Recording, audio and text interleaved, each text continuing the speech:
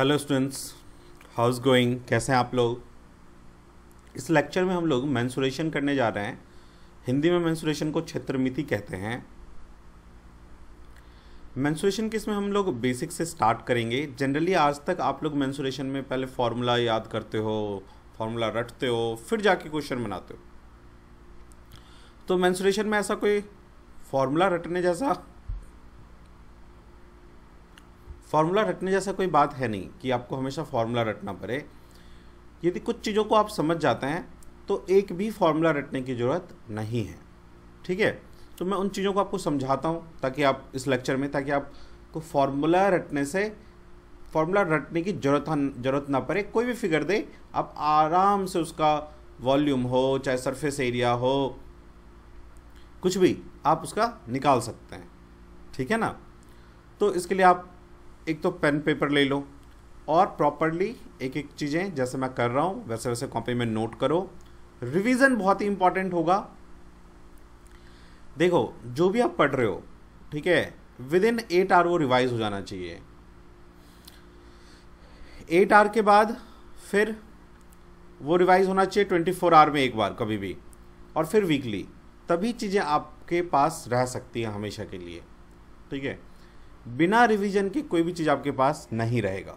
ठीक है, तो रिवीजन बहुत ही इंपॉर्टेंट है। अच्छा, मेंसुरेशन में कुछ चीज़ें और है कि मेंसुरेशन और ज्योमेट्री, क्षेत्रमिति और ज्यामिति, दोनों एक साथ पैरेलली चलता है। ठीक है, आप दोनों को सेपरेट नहीं कर सकते। तो इसमें तो हम लोग बस मेंसुरेशन पढ़ रहे हैं, लेकिन कहीं कहीं हम ज्योमेट्रिकल चीज़ें भी यूज़ करेंगे, तो उसमें घबराना नहीं है। ठीक है, हो सकता है कभी किसी क्वेश्चन में फंस जाओ, तो उसे घबराना नहीं, आप आगे बढ़ते रहना। देखो, मैथ में होता क्या है, जब आप पूरा मैथ एक बार पढ़ लेते हो ना, कई चीज़ बाद में आपको समझ में आएगा कि अच्छा ये ऐसे करना चाहिए। आप देखो कि हर बुक में नंबर सिस्टम पहले गिवन होता है, जबकि नंबर सिस्टम निचोड़ है पूरे मैथमेटिक्स का। ठीक है, तो वो हमेशा बाद में करना चाहिए, लेकिन बुक में नंबर सिस्टम से स्टार्ट किया जाता है। ठीक है ना। तो हम लोग मेंसुरेशन कर रहे हैं, मेंसुरेशन के बाद क्वेश्चंस करेंगे, फिर ज्योमेट्री करेंगे, ज्योमेट्री के क्वेश्चंस करेंगे। तो आप ये मत घबराना मेंसुरेशन के वक्त कि अरे ज्योमेट्री का फॉर्मूला आ गया, मुझे तो पता ही नहीं है। कोई घबराने की जरूरत नहीं, हम आगे बढ़ते रहेंगे, फिर ज्योमेट्री भी करेंगे। ठीक है, फिर आपकी चीज़ें टाइम टू टाइम चीज़ें अपने आप समझ में आ जाएगा। ठीक है ना। तो बस यही है कि इसमें अपने मन में नेगेटिव वो नहीं लाना कि अरे क्वेश्चन नहीं बन रहा। आगे बढ़ते जाओ। ठीक है, जब आप मेंसुरेशन ज्योमेट्री दोनों कर लोगे, फिर क्वेश्चंस करोगे, धीरे धीरे अप्लाई करना सीखोगे, तो अपने आप ये चीज़ें कर पाओगे। और एडवांस मैथ जो होता है ना, ये mensuration, geometry, algebra arithmetic math से, अंक गणित से ज़्यादा इजी होता है। ठीक है, तो चलो आगे बढ़ते हैं और क्वेश्चंस को लेते हैं। तो इस लेक्चर में हम लोग देखेंगे बेसिक्स। ठीक है, और एक एक चीज़ को जैसे आपको अभी मैं कहूँगा ना, किसी कहूँ कि देखो इसको ऐसे कहते हैं, तो आप वैसे ही बोलना। जब आप सीख जाओगे फिर अपने अकॉर्डिंग भी बोलना, लेकिन अभी फिलहाल जैसे मैं जो को बोल रहा हूँ वैसे ही बोलना आप। ठीक है, चलो। तो सबसे पहले हम स्टार्ट करते हैं एक ज्योमेट्रिकल शेप है जिसकी हमें जरूरत होगी मेंसुरेशन में, वो है स्क्वायर। ज्योमेट्री में मैं इसके बारे में और आपको बताऊंगा, लेकिन यहाँ पे मैं आपको बस थोड़ा इंट्रोड्यूस कर रहा हूँ इसको, स्क्वायर को।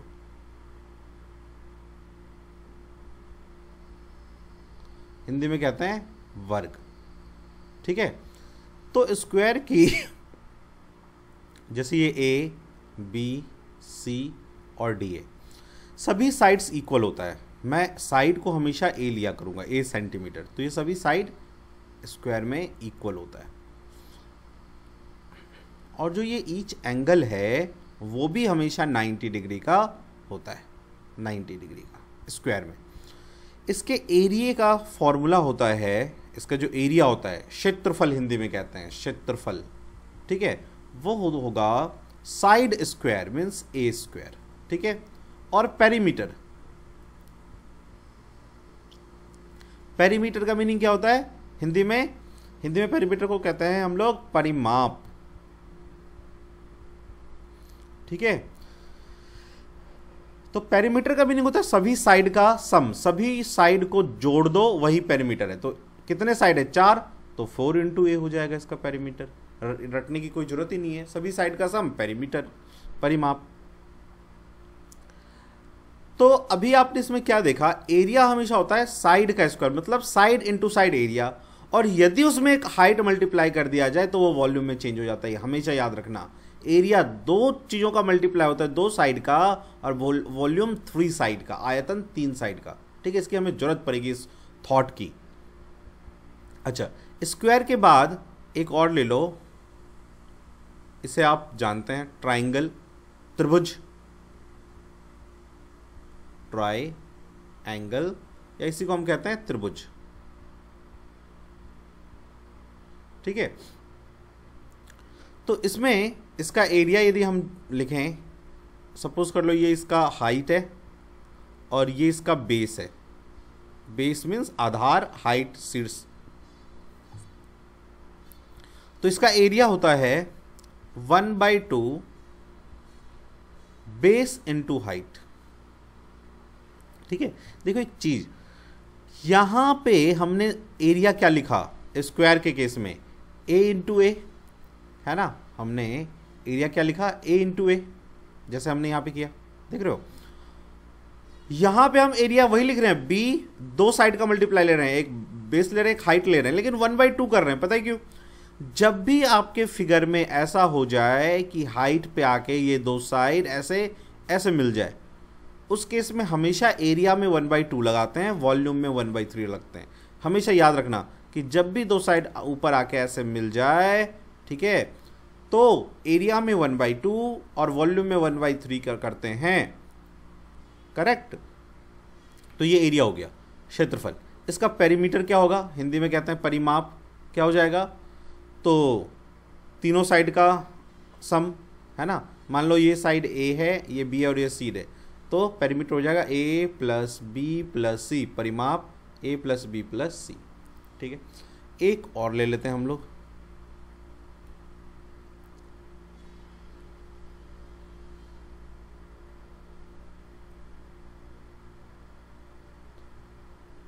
सर्कल।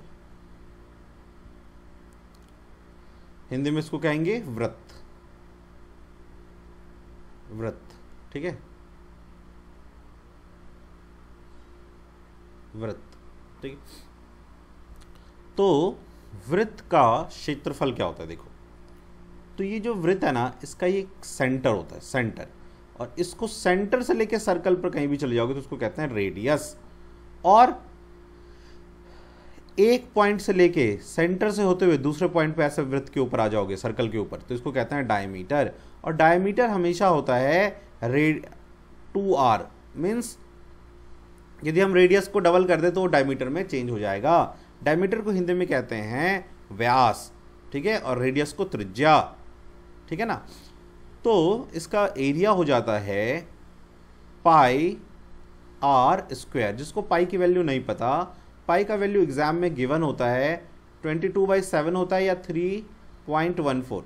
ठीक है, तो जो भी एग्जाम में गिवन हो ये लेंगे, और नहीं गिवन हो तो अपने जनरली 22/7 लेते हैं। लेकिन फिर भी हम लोग देखेंगे कि कौन सा बेटर सूट करेगा अपने क्वेश्चन में। मोस्ट प्रोबेबली हम लोग ये लेते हैं, ये सूट करता है। ठीक है, तो ये एरिया हो गया पाई आर स्क्वायर।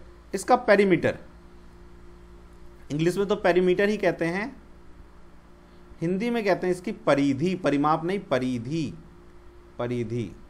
और इंग्लिश में पेरीमीटर और सरकमफ्रेंस कुछ भी कह सकते हो, सरकमफ्रेंस कहते हैं इंग्लिश में भी, सरकमफ्रेंस। सरकमफ्रेंस, पेरीमीटर एक ही बात है, और परिधि।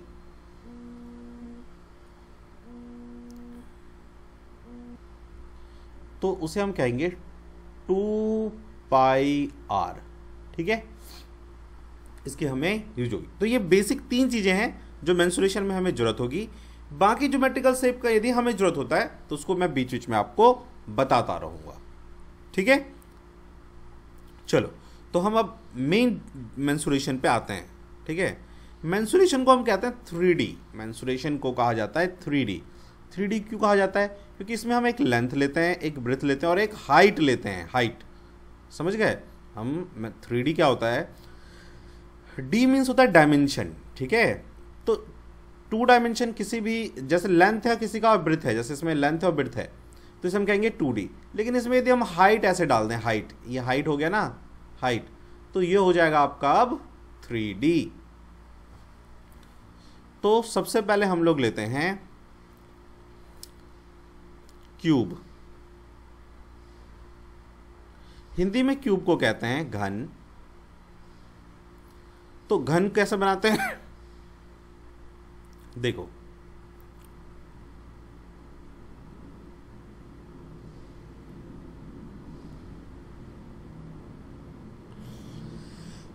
ये घन है। घन में क्या होता है, सभी साइड्स जो है वो इक्वल होती है, लंबाई, चौड़ाई और ऊंचाई, लेंथ, विड्थ और हाइट, ठीक है। इसको यदि तुम ऐसे देखोगे तो ये ऐसे रहता है, ठीक है।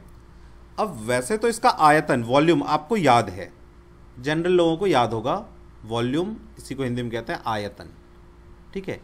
लेकिन जब भी मैं आप किसी चीज़ का वॉल्यूम पूछूंगा तो आप ये नहीं कहोगे सर कि ये होता है, आपको रटा हुआ है, तो आप हमेशा कहोगे sir area of the base. Volume क्या होता है, area of the base into height, इसी को हम कहते हैं हमेशा वॉल्यूम। समझ गए, area of the base into height, इसको हम वॉल्यूम कहते हैं। ऐसा क्यों कहते हैं, देखो वॉल्यूम क्या होता है कि इस डब्बे के अंदर क्या आ सकता है, कितना आ सकता है। तो यदि मैं इसको समझाता हूं आपको, मैंने क्यों कहा area of the base into height, और किसी भी फिगर का कोई भी शेप हो उसका volume area of the base into height ही होगा और कोई दूसरा नहीं होगा। बस आप इस फॉर्मूले को याद रख लोगे, फिर आपका कोई भी क्वेश्चन हो आंसर आ जाएगा। वॉल्यूम सबका अलग अलग रटने की जरूरत नहीं है, बस आप ये याद रखो area of the base into height. देखो ऐसा मैंने क्यों कहा, देखो जैसे ये बेस है, इस पर मैं एक और स्क्वायर ऐसा रख दूं, एक और स्क्वायर ऐसा रख दूं, रखता चला जाऊं तो पूरा वॉल्यूम भर जाएगा। तो मैंने कितने स्क्वायर रखा, मान लो एक स्क्वायर की ऊंचाई जो है 1 है, तो इसमें नंबर ऑफ 1 कितना है, h टाइम, मान लो h 1 2 3 4 5, तो वो h जो है हाइट बन गया। तो इसीलिए यदि हम स्क्वायर का एरिया ले लें तो वो a स्क्वायर हो जाएगा, और हाइट से मल्टीप्लाई कर दें तो क्या निकल आएगा, वॉल्यूम निकल आएगा। तो हमेशा आप याद रखना area of the base into height जो है वॉल्यूम होता है किसी भी शेप का। तो एरिया ऑफ द बेस क्या हो जाएगा, यहाँ पे एरिया बेस में देखो क्या है, स्क्वायर, तो स्क्वायर का एरिया क्या, a स्क्वायर, और हाइट क्या है इसकी, वो भी a है, तो a हो जाएगा। तो वॉल्यूम क्या हो गया, a क्यूब। तो इसे रटने की जरूरत बिल्कुल नहीं है। अब वॉल्यूम के बाद आ जाओ सरफेस एरिया। तो सरफेस एरिया क्या हो जाएगा,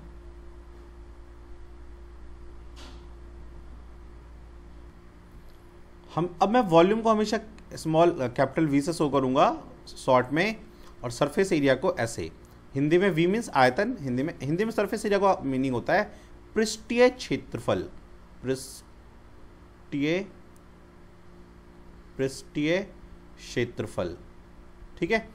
तो देखो हमेशा किसी भी चीज का तुमसे पूछा जाए पृष्ठीय क्षेत्रफल क्या होता है, तो उसे हमेशा आप कहना perimeter of the base into दीवारों की ऊंचाई, length, height of the wall, जिसे लेटरल हाइट भी कहते हैं। एल का मीनिंग लेटरल हाइट होता है, लेटरल हाइट कह दो, या इसी को आप दीवारों की ऊंचाई कहते हैं। लेकिन मोस्ट ऑफ द टाइम क्या होता है, जो दीवारों की ऊंचाई होती है, वॉल की लेंथ, वही इसकी एक्चुअल हाइट है। देखो जैसे ये क्यूब है, इसका एक्चुअल हाइट क्या होगा, जो इस बीच से यहां इसके बीच से आएगा, ये इसका एक्चुअल हाइट है। लेकिन अभी जो वॉल की हाइट है वही इसकी एक्चुअल हाइट है। तो लेटरल हाइट और हाइट दोनों अभी सेम है, ठीक है। लेकिन यही ऐसे जब हो जाता है, जब, ठीक है, तो दीवारों की ऊंचाई तो देखो ये है, लेकिन इसकी हाइट क्या है एक्चुअल में, तो हाइट ये है, लेकिन दीवारों की ऊंचाई एल है। समझ गए आप। तो जब भी आपसे पूछा जाए कि सरफेस एरिया क्या होता है, तो आप हमेशा बोलोगे perimeter of the base into lateral height of the wall. Hindi में इसको कहेंगे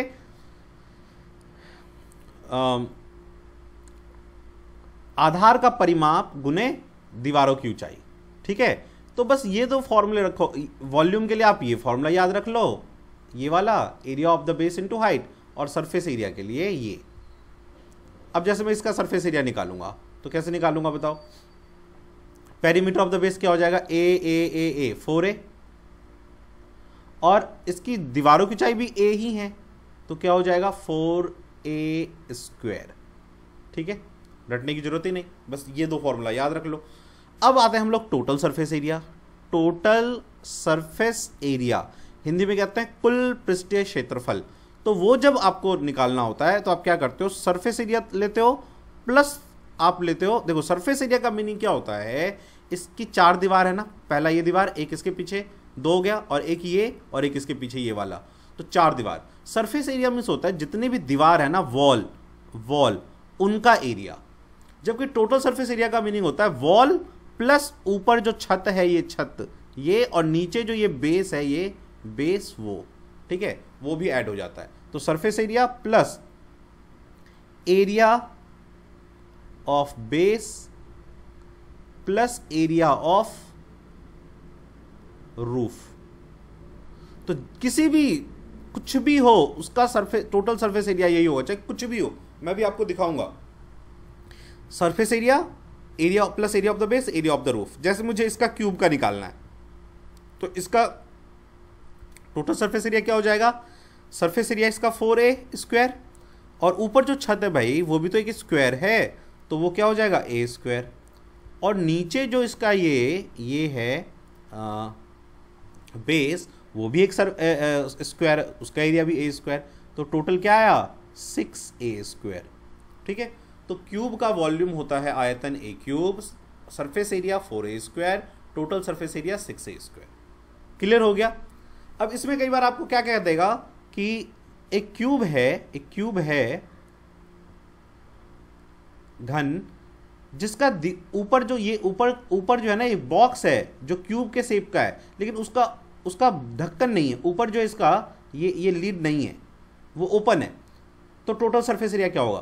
तो भाई टोटल सरफेस एरिया हो जाएगा 4a² प्लस a², और बेस होगा लेकिन छत नहीं होगा क्योंकि वो वहाँ पे ये बंद नहीं है, खुला हुआ है।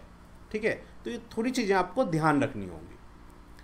चलो, ऐसे ही अब मैं आता हूँ क्यूबॉइड पे। तो अब आप हेडिंग डालो क्यूबॉइड, और अब हम जल्दी जल्दी अपनी चीज़ों को लिख लेंगे। हिंदी में कहते हैं घनाभ। ठीक है, तो इसका शेप कैसा होता है? इस तरह का। ठीक है, ये इसका बेस, ठीक है, तो ये इसका लेंथ, ये ब्रेड्थ और ये हाइट, तीनों अलग अलग होता है। तो इसका वॉल्यूम, आयतन क्या हो जाएगा बताओ मुझे? एरिया ऑफ द बेस, तो एरिया क्या हो जाएगा बेस का? देखो ये रेक्टेंगल है ना, रेक्टेंगल को हिंदी में हम कहते हैं आयत, तो वो होता है L इंटू बी, और हाइट इसकी क्या है? h। तो ये आ गया वॉल्यूम आपका। ठीक है, ये वॉल्यूम आ गया। इसके बाद यदि मैं इसका पूछूं सरफेस एरिया क्या हो जाएगा, तो सरफेस एरिया मीन्स दीवारों का एरिया, 4 जो दीवार है, तो जो मुझे ये सामने की दीवार दिख रही है इसका एरिया क्या होगा? लेंथ इंटू ब्रेथ, तो L इंटू एच। लेकिन ये 2 है, जैसा ये है ठीक उसके पीछे ये वाला भी तो दीवार है, तो 2 हो जाएगा, प्लस इधर वाली दीवार देखो, ये वाली दीवार, ये वाली दीवार। ठीक है, तो इसका एरिया क्या हो जाएगा? B into H. तो ये जो दीवार है ये वाला, इसके पीछे ये वाला दीवार, ये भी तो वही है, तो दोनों तो ट्वाइस हो जाएगा ये। तो यहाँ से क्या आ जाएगी? 2 कॉमन ले लो, तो LH plus BH, surface area आ गया आपका। ठीक है, अब इसका हम टोटल सरफेस एरिया निकालते हैं। देखो टोटल सरफेस एरिया में मैंने आपको क्या सिखाया? सरफेस एरिया जो कि 2LH प्लस 2BH है, plus area of the base, जो ये बेस है, ये बेस जो है ये तो बेस क्या है? आप देखो B और L, यही तो बेस है।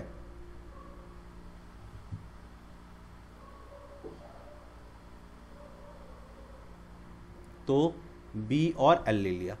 ऊपर जो ये छत है वो भी तो वही है, जैसा बेस है वैसा ये छत है, तो ट्वाइस ले लोगे रूफ की वजह से। अब यदि तुम 2 यहाँ से कॉमन लोगे तो हम इसको जनरली फॉर्मूले में ऐसा लिखते हैं, LB पहले लिख लेते हैं, LB BH HL। यही होता है आपका टोटल सरफेस एरिया एक क्यूबॉइड का।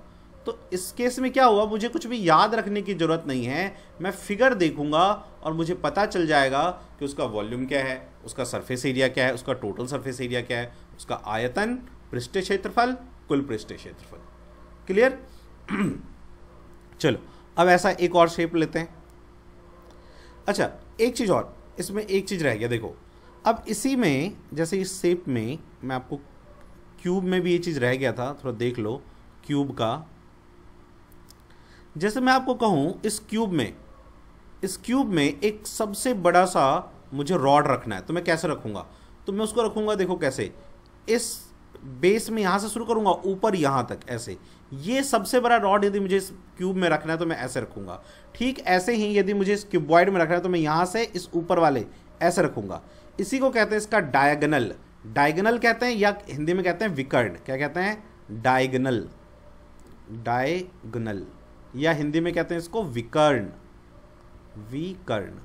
ठीक है, तो वो क्या होगा, तो एग्जाम में है ना ऐसे आता है कि सबसे बड़े रॉड की लंबाई बताओ, तो लॉन्गेस्ट रॉड या फिर आप कह लो इसका डायगोनल, वो क्या हो जाएगा, पहले मैं क्यूब का बता रहा हूं, मैं क्यूब में नहीं लिखा ये, अंडर रूट उसका तो ए ही होता है सब कुछ, तो 3a हो जाएगा। ठीक है, 3a², तो a कॉमन आ जाएगा और √3 हो जाएगा। ठीक है, लॉन्गेस्ट रॉड। यही हमें इस क्यूबॉइड में यदि लॉन्गेस्ट रॉड रखना है, लॉन्गेस्ट रॉड, तो उसकी लेंथ क्या हो जाएगी, √L² + B² + H²। क्लियर? ध्यान रखना है इसे। चलो अब हम दूसरे शेप पे आते हैं। अब हमारा शेप लेते हैं सिलेंडर। सिलेंडर हिंदी में बच्चों इसे कहते हैं हम लोग बेलन। ठीक है, अब ये कैसा होता है देखो, तो बेलन इस शेप का होता है, सिलेंडर ऊपर ऐसे और ऐसा ही नीचे भी। तो इस सिलेंडर में देखो बच्चों, ये हाइट इसकी क्या होगी, ये इसकी हाइट होगी जो एकदम बीच से आएगा। ठीक है, ये हो जाएगी इसकी हाइट, ऊंचाई। और ये देखो ये सेंटर है, ये यहाँ से यहाँ तक को हम क्या कहते हैं, रेडियस। और ये जो L है, ये अभी ये जो L दीवारों की ऊंचाई है, वो भी जितनी ऊंचाई है उतनी ही दीवारों की ऊंचाई है। L और H अभी इक्वल है। ठीक है ना। तो अब मैं इसका वॉल्यूम लिखता हूँ, बताओ वॉल्यूम क्या होगा। मैंने आपको क्या सिखाया, एरिया ऑफ द बेस। तो बेस में कौन बैठा है, सर्कल। सर्कल का एरिया πr² और इंटू ऊंचाई, area of the base into height. ये आ गया आपका वॉल्यूम। बताओ रटने की जरूरत है, नहीं है। अब मुझे इसका निकालना है सरफेस एरिया। सरफेस एरिया को जब भी देखो, ये कैसा है, सिलेंड्रिकल है ना शेप, ऐसा है, तो इसके इसमें सरफेस एरिया ना क्या क्या हम लोग क्या देते हैं, सरफेस एरिया ना क्या क्या हम उसको क्या देते हैं, कर्व्ड सरफेस एरिया। यहाँ जो इसका सरफेस एरिया वो कर्व्ड है, तो कर्व सरफेस एरिया। हिंदी में इसको क्या कहेंगे, हिंदी में कर्व सरफेस एरिया को कहते हैं हम लोग वक्र पृष्ठीय क्षेत्रफल। वक्र पृष्ठीय क्षेत्रफल, क्योंकि जो अब इसका ये जो इसका दीवार है ना, ये ऐसा है, घुमावदार, वक्र, कर्व्ड है। तो क्या हो जाएगा वो फॉर्मूला वही, पेरीमीटर ऑफ द बेस जो कि 2πr है, और दीवारों की ऊंचाई। तो दीवारों की ऊंचाई अभी उतनी ही है जितनी इसकी अपनी हाइट है, तो हम h ही लिखेंगे फिर। तो ये आ गया कर्व सरफेस एरिया। ठीक है, अब टोटल सरफेस एरिया बताओ, टोटल सरफेस एरिया। तो टोटल सरफेस एरिया क्या हो जाएगा देखो, एक तो पहले CSA जो कि 2πrh है, plus area of the base, तो बेस में πr² है आधार में, और छत रूफ में भी πr²। ये और ये दोनों तो सर्कल ही है ना, तो πr²। तो क्या आ गया, ये आपका टोटल सरफेस एरिया। तो इसको रटने की बिल्कुल ज़रूरत नहीं है, आप इसको रटना नहीं है, ऐसे आप याद रख लोगे। जो मैंने आपको बस 3 बेसिक फार्मूला बताया है कि volume equal to area of the base into height, perimeter surface area और curve surface area is equal to perimeter of the base into दीवारों की ऊंचाई, लेटरल हाइट, और total surface area, curve surface area और surface area plus roof plus base का area. बस इतना आप यदि याद रख लेते हैं देन इट्स फाइन, आप किसी भी शेप का जो है आंसर निकाल लोगे। क्लियर है? चलो अब हम एक दूसरा शेप ले लेते हैं। तो अब हम ले लेते हैं कोन। कोन हिंदी में से कहते हैं शंकु। शंकु बर्थडे कैप जैसा वो ऐसा होगा।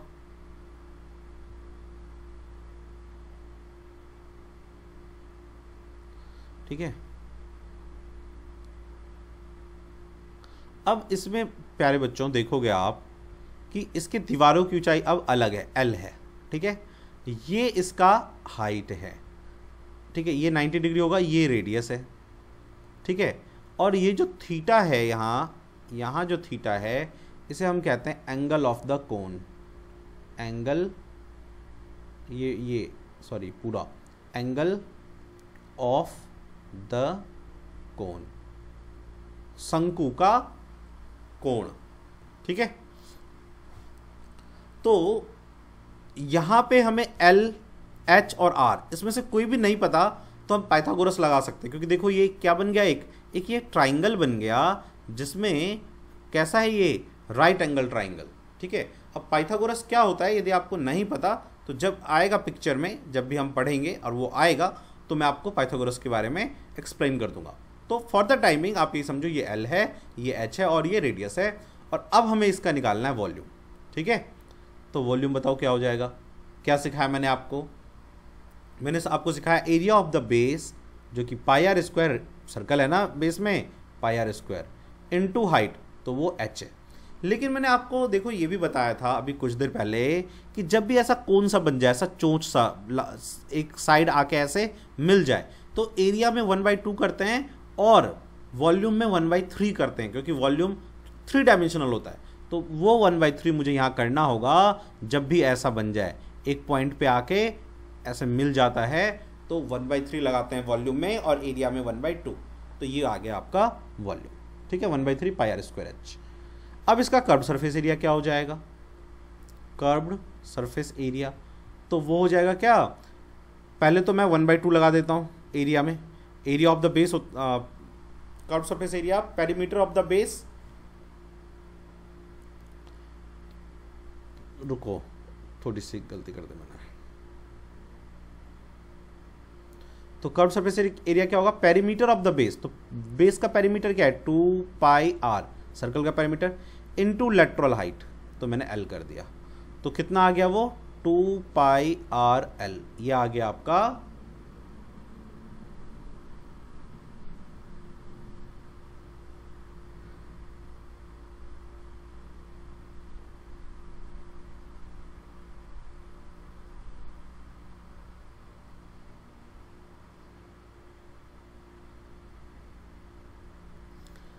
Curved surface area. लेकिन जैसे ये एरिया कहा मैंने, तो मैंने आपको क्या सिखाया कि एरिया में हमेशा हम लोग 1/2 करते हैं और वॉल्यूम में 1/3, तो हमें यहाँ पे 1/2 करना होगा, हमारी मजबूरी है। ये 2 कट जाएगा और आपका आ जाएगा पाई आर एल। तो कर्व्ड सरफेस एरिया क्या आ गया, वक्र पृष्ठीय क्षेत्रफल पाई आर एल। अब ऐसे ही टोटल सरफेस एरिया निकाल लो, तो टोटल सरफेस एरिया क्या हो जाएगा, पहले कर्व्ड सरफेस एरिया जो कि पाई आर एल है, plus area of the base जो कि पाई आर स्क्वायर है, सर्कल है ना, और रूफ तो 0 है, कुछ है ही नहीं, तो छोड़ देंगे। ये आ गया आपका कुल वक्र पृष्ठीय क्षेत्रफल या total surface area in English. ठीक है, तो अब आपको सॉरी, मैं कोन और सिलेंडर, पहले हमने सिलेंडर देखा, देखो ये सिलेंडर है आपका और ये आपका कोन। अब दोनों में हम थोड़ा सा देखते हैं कि क्या रिलेशन है। देखो इसका वॉल्यूम क्या होता है, pi r square h, area of the base into height. इसका volume 1/3 pi r square h. ठीक है, तो देखो एक्चुअली है क्या, पाई आर स्क्वायर एच तो कट ही जाएगा, और ये 3 यहाँ आके मल्टीप्लाई होता है, तो 3:1 होता है इसका मीनिंग। मतलब इसका मीनिंग एक सिलेंडर में 3 कोन होते हैं। देखो कैसे, ये सिलेंडर है ना, इसमें यहाँ से इसको ऐसे मिला दो तो कोन बनेगा, एक कोन, यहाँ पे दूसरा कोन और ये तीसरा कोन। शेप वाइज वैसा नहीं है लेकिन वॉल्यूम वाइज सेम होता है। तो एक सिलेंडर में 3 कोन्स होते हैं, तीन शंकु होते हैं, ठीक है। तो जितना एक सिलेंडर है उसका 1/3 कर दें तो कोण निकल आएगा। जैसे मैं कहूँ कि भाई एरिया वॉल्यूम है एक सिलेंडर का 9 मीटर क्यूब, तो उस तो मुझे बताओ कि कोण का क्या होगा। तो इसका 1/3 हो जाएगा, 9 का 1/3 कितना होगा 3, ठीक है। तो इसका हो जाएगा 3, 9:3। हमेशा 1:3:1 रेशियो होता है वॉल्यूम का इन दोनों का, ठीक है। भाई मैं कह दूं इसका वॉल्यूम 27 है, तो इसका वॉल्यूम क्या हो जाएगा, 3 से डिवाइड कर दो 9 हो जाएगा। समझ गए, एक सिलेंडर में 3 कोण होता है। क्लियर, चलो आगे बढ़ते हैं। अब हम एक लेते हैं दूसरा जो शेप, जिसको हम कहते हैं स्फीयर।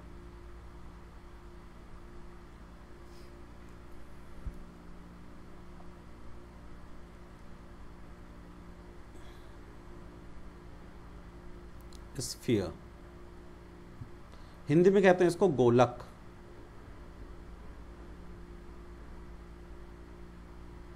ठीक है, तो वो कैसा होता है, जैसा आपका फुटबॉल है या बॉल है, उसे हम कहते हैं गोलक। ठीक है, अब इसका मुझे निकालना है वॉल्यूम। देखो कितना इंटरेस्टिंग है, मैं आपको दिखाता हूँ इसका वॉल्यूम क्या हो जाएगा।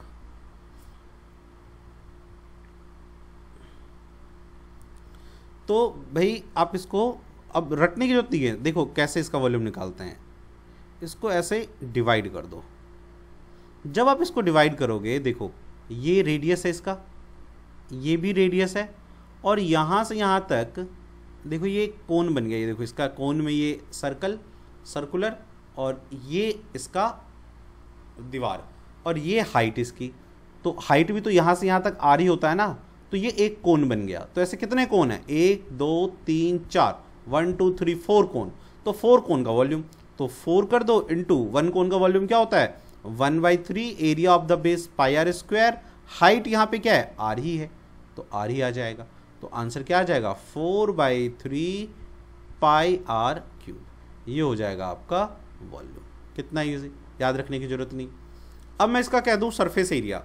देखो इसका curve surface area, total surface area दोनों सेम ही है, क्योंकि तुम स्फीयर में कोई ये नहीं कह सकते कि ये इसका छत है ये इसका बेस है, सब एक जैसा ही है। तो इसका टोटल सरफेस एरिया ही होता है हमेशा। Surface area total surface area दोनों एक ही बात है। तो वो क्या हो जाएगा, देखो इसके सरफेस पे कितने सर्कल हैं 1, और एक ये 2 3 और ये 4 सर्कल। तो 4 पाई आर स्क्वायर इसका टोटल सरफेस एरिया या कर्व सरफेस एरिया कहते हैं, वो ये होगा। इजी था ये, याद करना 4/3 पाई आर क्यूब और total surface area 4 pi r square. अब हम लोग ले लेते हैं हेमी स्फीयर, आधा काट देते हैं बीच से।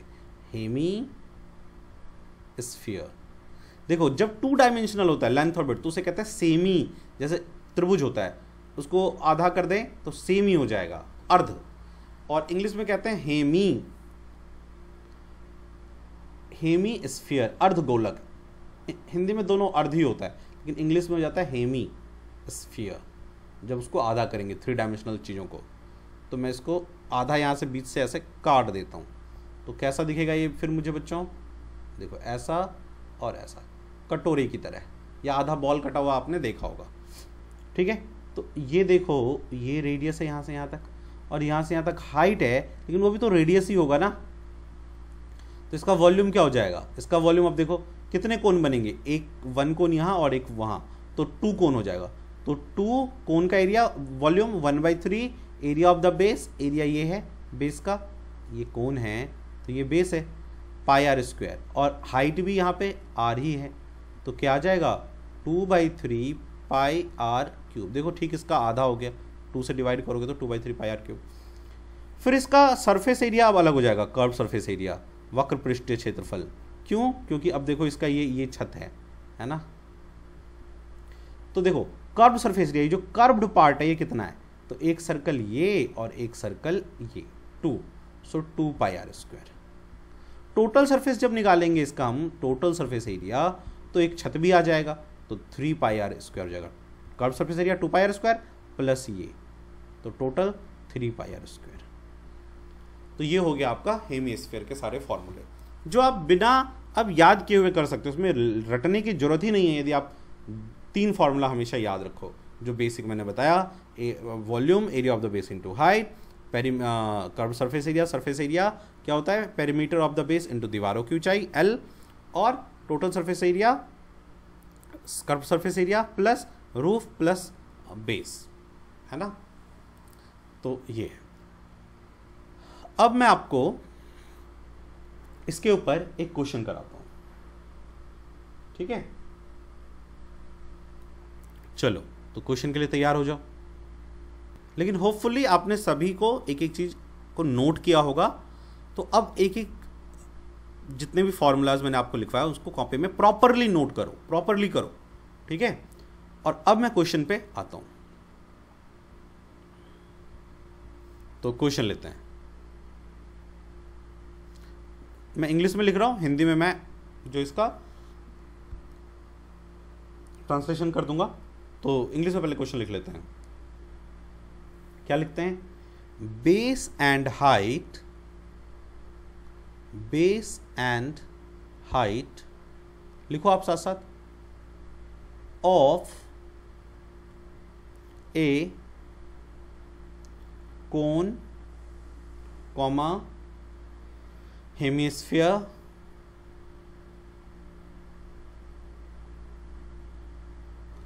एंड cylinder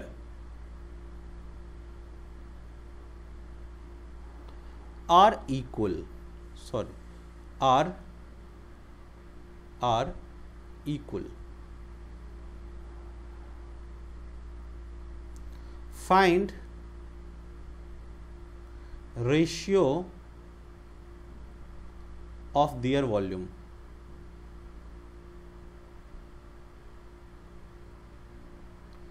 तो आप इसे हिंदी में लिख लो, मैं हिंदी में इसको ट्रांसलेट कर रहा हूं।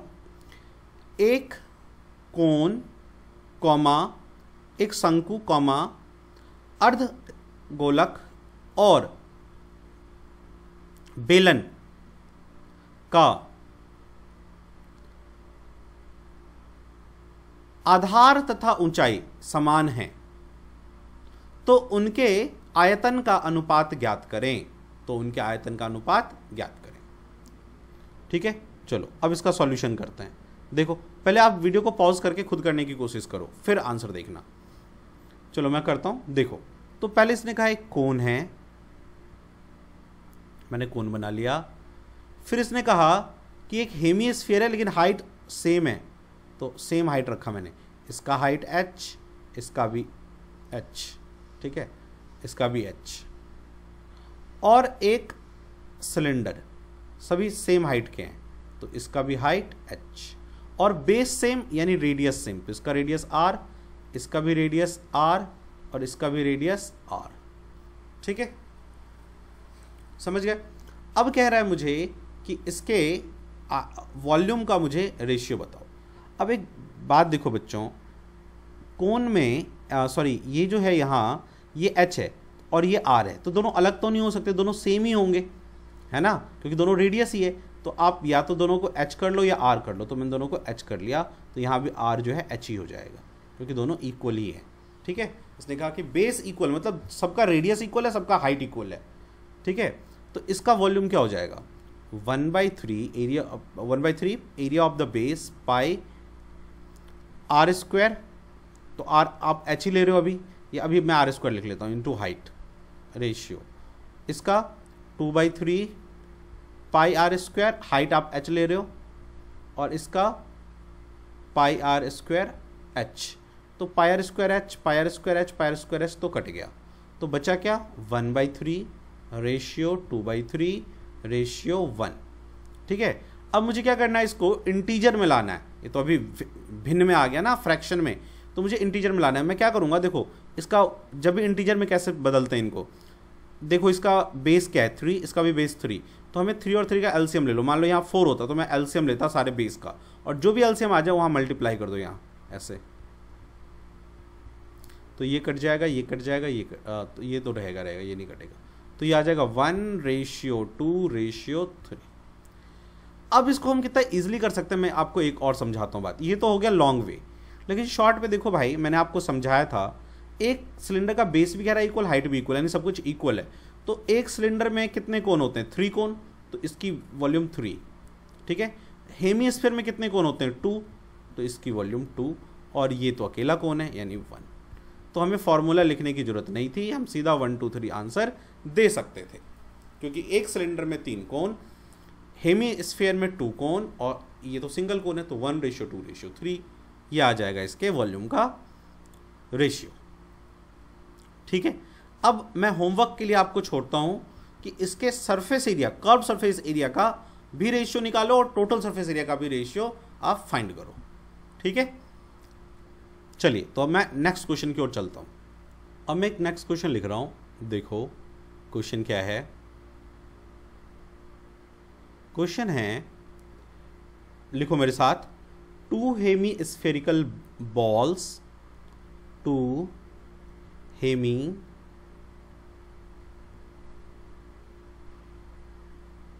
spherical बाउल, कटोरा, bowls having capacity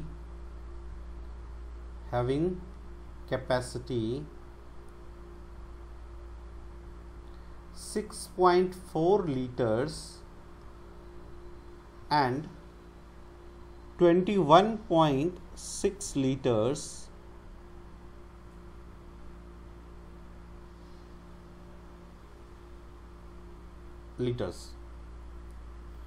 Find the ratio of their internal surface area.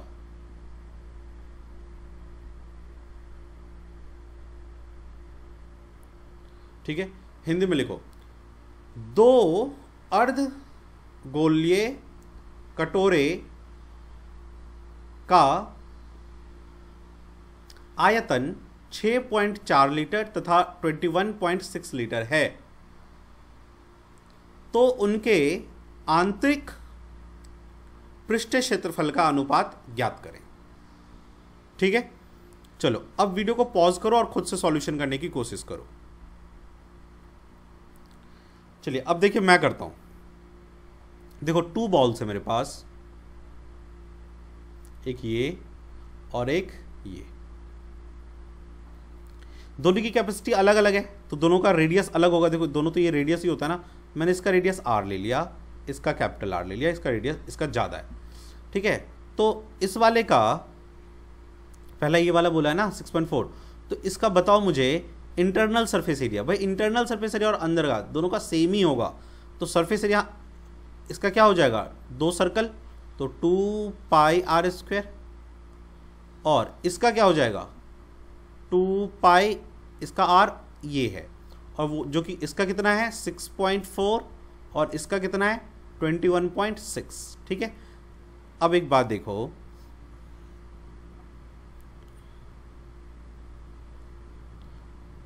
नहीं ये तो कैपेसिटी है, मुझे ये रेशियो निकालना है, ये तो मुझे निकालना है। ठीक है ना, इसने वॉल्यूम का कैपेसिटी वो दे रखा है रेशियो, ये वॉल्यूम दे रखा है, मैंने इसको गलती से वो ले लिया।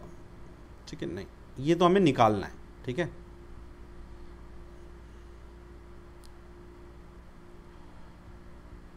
तो वॉल्यूम देखो, इसका वॉल्यूम क्या हो जाएगा, मैं V1 ले रहा हूं अपॉन V2, वॉल्यूम को लिखना पड़ेगा। इसका वॉल्यूम 2/3 पाई r³ और इसका वाला वॉल्यूम 2/3 पाई कैपिटल R³, यही होता है वॉल्यूम हेमिस्फीयर का, अर्धगोलक का, जो कि ये कह रहा है 6.4 लीटर अपॉन 21.6 लीटर। इसको लीटर वीटर को चेंज करने की जरूरत नहीं है, क्योंकि ये लीटर यहाँ और ये लीटर यहाँ कट ही जाएगा, इसको चेंज करने की जरूरत नहीं है। ये पॉइंट और ये पॉइंट भी गया। ठीक है, 2/3 पाई गया, 2/3 पाई गया, तो small r³ upon capital R³ क्या आया 64 अपॉन 21/6। तो स्मॉल r अपॉन r क्या आ जाएगा, ये जो क्यूब है इधर आके क्या हो जाएगा, रूट में चेंज हो जाएगा, √³ 64 अपॉन 216 तो क्या आ जाएगा 4/6, काट दो 2/3, ये आ गया रेडियस का रेशियो। और मुझे ये निकालना था, ठीक है। तो जब ये रेशियो मुझे निकालना है, यहाँ 2π तो कैंसिल ही हो जाएगा, तो बचेगा क्या R/R का स्क्वायर। तो वो क्या हो जाएगा R, देखो स्मॉल r/r कितना है 2/3, मैं रख देता हूँ 2/3 का स्क्वायर, तो कितना हो जाएगा 4/9, यानी कि 4/9 इज योर आंसर। ठीक है, ये तो हुआ तब जब मैंने फॉर्मूले से किया, ठीक है ना, फॉर्मूला यूज किया मैंने। यहाँ पे फॉर्मूला मुझे ऐसे देख के पता चल जाता है, तो मैं फॉर्मूले से कर सकता हूँ। यहाँ पे लेकिन मैं थोड़ा सा ब्रेन भी लगा सकता था। देखो मैंने आपको क्या कहा था शुरू में, एरिया हमेशा 2 साइड का मल्टीप्लाई होता है और वॉल्यूम 3 साइड का। तो इसने हमें वॉल्यूम दे रखा था 6.4 रेशियो 21.6, ये वॉल्यूम है। तो वॉल्यूम V3 होता है ना, V हमेशा मैंने क्या कहा 3 साइड का मल्टीप्लाई, A³ होता है। तो यदि मैं इसका क्यूब रूट निकाल लूंगा तो मुझे एक साइड पता चल जाएगा, क्यूब इधर आता है तो A निकल आएगा। तो इस पॉइंट तो कट ही गया, 64 का 4 और 216 का 6 कटेगा तो 2/3, ये आ गया साइड, एक साइड का। स्क्वायर होता है 2 साइड, A स्क्वायर हमेशा, एरिया होता है A स्क्वायर, हमें इंटरनल सरफेस एरिया निकालना है, तो एरिया हमेशा 2 साइड का मल्टीप्लाई। हमेशा याद रखना, वॉल्यूम जब भी रेशियो वगैरह निकालना हो, वॉल्यूम 3 साइड का मल्टीप्लाई, एरिया 2 साइड का multiply, volume A³, area A square. तो ये तो मेरा A निकला था, मैंने एक रूट निकाला था, तो इसका यदि मैं स्क्वायर कर दूंगा तो A स्क्वायर निकल आएगा, जो कि एरिया आ जाएगा 4/9। ठीक है, तो मैं एग्जाम में बस इतने से अपना काम कर सकता था यदि मुझे चीज़ों की समझ है।